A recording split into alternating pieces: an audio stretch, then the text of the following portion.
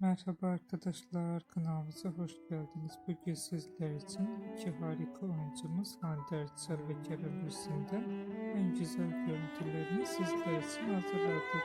Hande Erçel ve Kerem Bürsin çifti Sen Çal Kapımı dizisinde Eda ve Serkan karakterlerine hayat vermiştiler.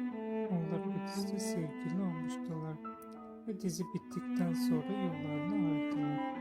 Biz de sizler için onların en güzel ve en özel karelerini hazırladık. Videoların devamı gelmesi istiyorsanız da kanalımıza abone olup yorum yazmayı unutmayın. Kanalımızda daha birçok video bulabilirsiniz. Bizi izlemeye devam edin.